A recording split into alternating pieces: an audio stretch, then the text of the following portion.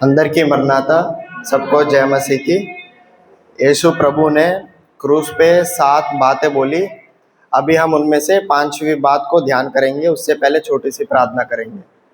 ప్రేమ స్వరూపం దేవా, కృప కలిగిన దేవా, మీకు స్తుతులు చెల్లిస్తున్నాను ప్రభువా.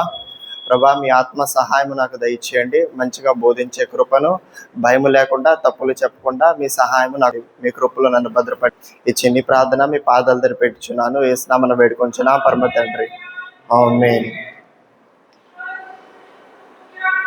यीशु प्रभु ने जो 5वीं बात बोली थी क्रूस पे, वो है मैं प्यासा हूँ, आई एम थर्स्टी। इसका रेफरेंस देखें तो यूहन्ना सुसमाचार 19वां अध्याय, यूहन्ना सुसमाचार 19वां अध्याय 28th वर्स, 28वां वचन। इसके बाद यीशु ने ये जानकर कि अब सब कुछ पूरा हो चुका, इसलिए कि पवित्र स्थान में जो कहा गया है वो पूरा हो गया, मैं प्यासा हूँ। हाँ, यहाँ पे यीशु प्रभु ने बोला मैं प्यासा हूँ। यीशु प्रभु ने बाइबल में बहुत सारे बड़े बड़े मतलब कार्य किए हैं पानी को लेकर। जैसे कि उन्होंने इस्राएलियों के 40,000 साल के यात्रा में उन्होंने लाल समुंदर को 2 भाग में डिवाइड करा था, 2 भाग में उन्होंने बांटा था ताकि उनके जो इस्राएली हैं वो चल पाए। और दूसरा जो कार्य किया था, उन्होंने पत्थर में से पानी निकाला था। और तीसरा जो कार्य किया था जब वो धरती पे आए थे, उन्होंने पहला कार्य किया था जब वो धरती पे आए थे कि उन्होंने जो काना फेस्टिवल था, जो फीस्ट था, उनमें पानी को उन्होंने वाइन में बदला था। ठीक है, ये उनका पहला कार्य था जब वो धरती पे आए थे। अगर इसका हम रेफरेंस देखें तो यूहन्ना सुसमाचार के 2 चैप्टर में उस पूरे के बारे में हम पढ़ेंगे तो हम जान सकते हैं। और उन्होंने और भी कार्य किए हैं, जैसे उन्होंने हमको बनाया, आपको बनाया, और उन्होंने पानी बनाया, समुद्र बनाया, ऐसे बड़े बड़े कार्य किए हैं यीशु प्रभु ने। लेकिन जब वो क्रूस पे चढ़े, उनको पानी देने वाला कोई नहीं था और वो ऐसा कह रहे थे कि मैं प्यासा हूँ। ऐसा क्यों हुआ? क्योंकि वो मानव रूप में थे और वो हम सब के लिए क्रूस पे अपना प्राण त्याग कर रहे थे। और वो प्राण त्याग करते वक्त वो मानव रूप में थे और वो बहुत ज़्यादा प्यासे थे। ये हम कैसे जान सकते हैं? क्योंकि वो क्रूस पे जब चढ़े थे, वो सुबह 9 बजे, फ्राइडे के 9 बजे वो क्रूस पे चढ़े थे और 3 बजे उन्होंने अपने प्राण त्याग कर दिए थे। लेकिन उससे पहले भी वो पकड़े जा चुके थे, यानी थर्सडे नाइट को वो पकड़े गए थे और तब से वो रोमन जो सैनिक थे उनके हाथ में थे। यानी जब से जो रोमन सैनिक के जब से वो हाथ में थे, उनको पानी नहीं मिला था, यानी वो तब से प्यासे थे। यानी एक पूरा दिन वो प्यासे थे, जिससे हम जान सकते हैं कि वो मानव रूप में थे और प्यासे थे। और वो जो हमारे लिए उन्होंने प्राण त्याग किया था, तब भी वो मानव रूप में थे, जिससे हम ये बात ग्रहण कर सकते हैं कि वो 100% हमारे लिए मानव रूप धारण करके इस धरती पे आए और हमारे लिए उन्होंने पूरी पीड़ा सही और हमारे लिए उन्होंने अपने प्राण त्याग किए। और हम ये बात भी ग्रहण कर सकते हैं कि वो 100% भगवान भी थे। ये हम रेफरेंस देखते हैं यूहन्ना सुसमाचार का पहला अध्याय का 29th वर्स, यूहन्ना सुसमाचार 1st चैप्टर वर्स 29। दूसरे दिन उसने यीशु को अपनी ओर आते देखकर कहा, देखो यह परमेश्वर का मेल है जो जगत का पाप उठा ले जाता है।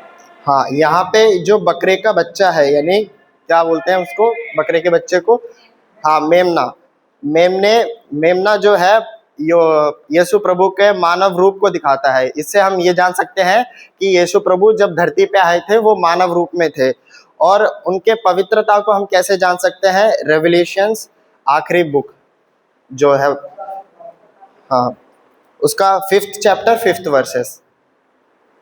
ఆ పెద్దలకు వేడవకు ఇదిగో దావీదు చివరైన యూదాకు తెలుసు ఏ ప్రజల్ని తీసి ఆ గ్రంథమును పుస్తకపై చెక్కుకొనమని నాతో చెప్పాడు। हाँ, यहाँ पे जो शेर है वो जो प्रभु का जो आत्मिकता दिखाता है, प्रभु की पवित्रता दिखाता है। इससे हम ये बात जान सकते हैं कि यीशु प्रभु 100% हमारे लिए मानव रूप में भी आए थे और वो 100% भगवान भी है। और उन्होंने जो हमारे लिए जो श्रम पूरा पीड़ित उन्होंने सहा, वो भी मानव रूप में ही सहा। उन्होंने कम से कम हिस्सोप भी नहीं लिया। हिस्सोप मतलब जो रोमन सोल्जर्स तो थे, सैनिक लेते थे, ताकि वो थोड़ा नशा टाइप हो जाता था, ताकि जो उनको पीड़ा जो होती थी या किसी को पीड़ित करते वक्त वो थोड़ा कम मतलब दर्द हो। यीशु प्रभु ने वो भी नहीं लिया, क्योंकि वो हमारे लिए अपने प्राण वो त्याग कर रहे थे। और इसका रेफरेंस हम देख सकते हैं भजन संगीता 69 चैप्टर वर्स 21।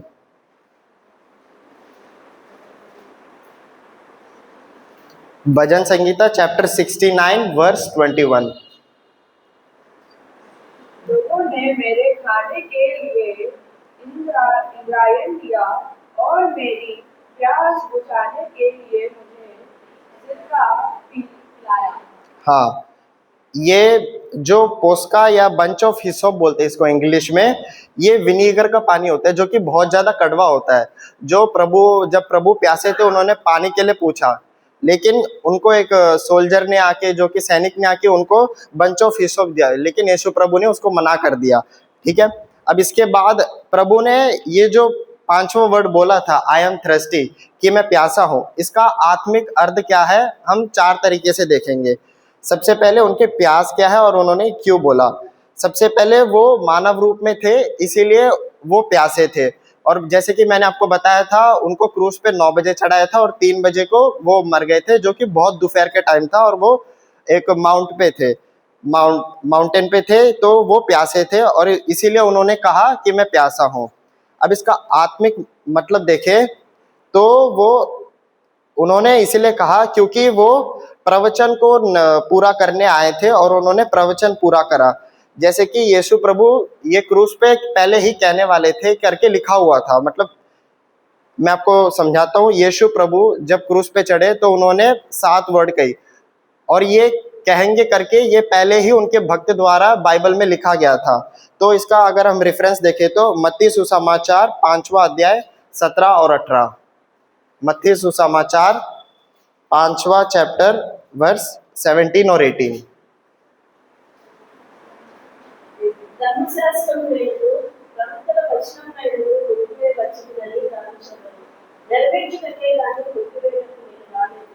ఆకాశము భూమి గతించిపోయినే కానీ ధర్మశాస్త్రం అంతయు నెరవేరు వరకు దాని కొయ్యను ఒక సున్నాయను తగ్గిపోదని నిశ్చయముగా మీతో చెప్పుచున్నాను. हाँ, यहाँ पे अगर हम देखें तो प्रभु धर्मशास्त्र जो भी उस टाइम का टेस्टमनी या जजमेंट था, जो भी लॉस वगैरह थे, उसको पूरा करने आए थे। और उन्होंने ये इसलिए कहा क्योंकि ये पहले ही प्रवचित कर दिया गया था उनके भक्त के द्वारा कि यीशु प्रभु क्रूस पे जब चढ़ेंगे तो ये 5वीं बात ये कहेंगे कि मैं प्यासा हूँ।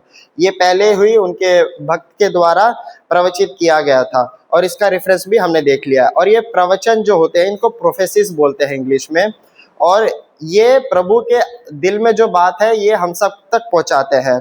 और ये प्रोफेसिस जो कि प्रवचन है, ये प्रभु दूसरी बार कब आएंगे ये भी हमको बताते हैं। और ये अपने जो भी हम सबको ये चीज़ सिखाते हैं कि प्रभु के अंदर कैसे चलना चाहिए। और जो भी प्रवचन हमको बहुत सारे ग्रंथों में, जैसे कि एशिया ग्रंथ में देख सकते हैं, जर्मिया, एस्केल और डैनियल ग्रंथ में भी देख सकते हैं। ये उसका दूसरा अर्थ हो गया। और तीसरा आत्मिक अर्थ ये है कि वो अपने लोगों को जो मतलब वो 2 तरीके से प्यासे थे। पहले प्यासे ये थे कि वो जो मतलब लोग जो हैं अभी जो नहीं बदले, जिनको यीशु के नाम के बारे में नहीं पता, और जो दूसरे मतलब लोग हैं जो यीशु प्रभु के नाम को नहीं यूज करते, उनको बदलने के लिए और उनको लिविंग वाटर देने के लिए यीशु प्रभु धरती पे आए और सबके लिए त्याग हुए। और उन्होंने ये वर्ड बोला कि मैं प्यासा हूँ। ये चीज एक दिखाती है कि यीशु प्रभु ऐसा क्यों बोला। और दूसरी चीज हो गई कि वो जैसे कि हम बदले लोग हैं, हम यीशु प्रभु के नाम को यूज करते हैं, हम क्रिश्चियंस हैं, लेकिन हमको भी यीशु प्रभु बदलना चाहते हैं। हमको कैसे बदलना चाहते हैं? उनका स्वभाव देना चाहते हैं, उनके प्यार करने का तरीका हमको देना चाहते हैं, उनका स्वरूप, उनका अपीयरेंस हमको देना चाहते हैं। ये यीशु प्रभु हमको देना चाहते हैं, और वो हमको लिविंग वाटर देना चाहते हैं। यानी जीव जल नदुलु तेलुगु में बोलते हैं, ये हमको देना चाहते हैं। जीव जल नदुलु यानी लिविंग वाटर हमको एवरलास्टिंग लाइफ देता है। और जीव जल नदुलु हमको ये बात हम कैसे समझ सकते हैं, ये मैं आपको एक छोटी सी स्टोरी के द्वारा माध्यम से मैं आपको समझाता हूँ। समरय स्त्री का एक स्टोरी है, मैं उसके माध्यम से आपको समझाता हूँ। जब यीशु प्रभु जैकब ने जो कुआं खोदा था उसके पास आके बैठे हुए थे, तब समरय स्त्री आई और वो पानी निकालने लगी। तो यीशु प्रभु ने पूछा, मुझे भी थोड़ा सा पानी मिलेगा क्या? तब समरय स्त्री ने बोला, आप तो यूदा ही लोग हो और हम समरय हैं, हम आपको पानी नहीं दे सकते। तब यीशु प्रभु ने बोला कि जो पानी तुम इस कुएं से निकाल रहे हो, अगर ये तुम पियोगे तो तुम दोबारा प्यासे होगे और तुम दोबारा पानी निकालने आओगे।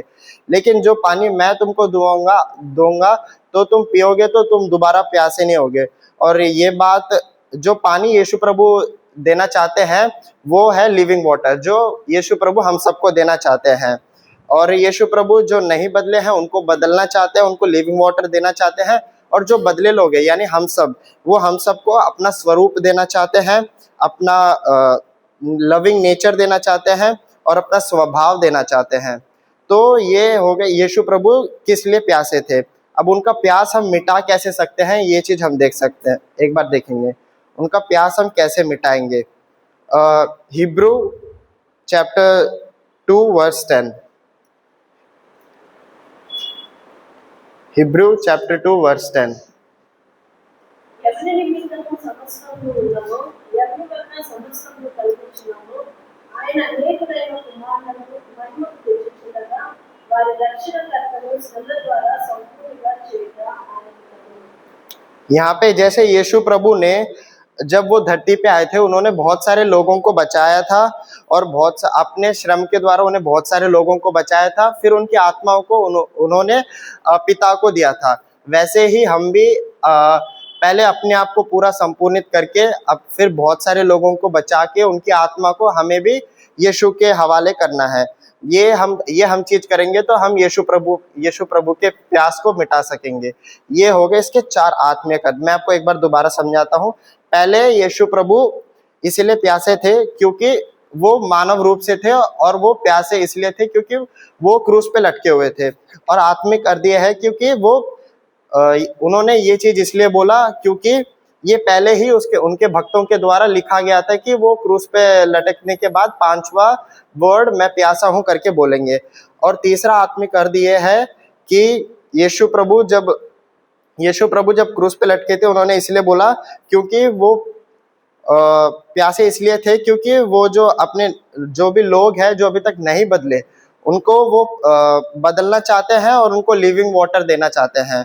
और जो उनके बदले हुए लोग हैं यानी हम सबको वो अपना स्वरूप देना चाहते हैं, अपना स्वभाव देना चाहते हैं और उनको अपना लविंग नेचर देना चाहते हैं। ये तीसरा अर्थ हो गया।